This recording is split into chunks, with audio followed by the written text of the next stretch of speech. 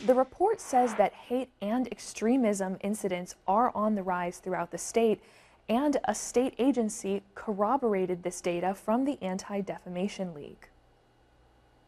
The Anti-Defamation League compiled a breakdown of hate incidents across Illinois. This report covers a wide range of incidents, from hate crimes to intimidation. These incidents could be targeted at Black, immigrant, Jewish, Muslim, or LGBTQ communities. From 2020 until 2023, the report said there were 23 incidents in Peoria County, 14 in Tazewell County, and 5 in McLean County. Some hate incidents are crimes, and some are not prohibited by law but still considered hateful by the ADL. We reached out to some local law enforcement agencies for comment, although some did not respond. Peoria County Sheriff Chris Watkins told 25 News that they had one reported hate crime when a man was arrested for threatening to kill an African American last August. Watkins stressed that this is a different reporting category than anti-Semitic incidents, and his data does not include the city of Peoria. The report specifically mentioned the 2023 firebombing on Peoria's Planned Parenthood facility, considering it an act of hate. Tyler Massengill pleaded guilty to the act and is currently serving 10 years in federal prison. At a press conference Wednesday, advocates named anti-Semitic flyers distributed in Bloomington this year as an example of hate incidents continuing throughout the state.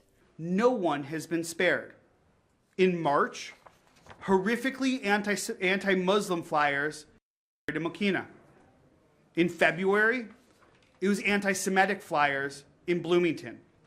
Bloomington police investigated that incident, and several local politicians condemned the flyer rhetoric afterwards. The ADL said flyers like the ones in Bloomington have been seen in 2 or 3 dozen other communities. The report primarily covers 2020 to 2023. Most 2024 data isn't scheduled to be released until around Thanksgiving. A link to view the Anti-Defamation League's statewide report broken down by individual counties is available on our website, 25newsnow.com.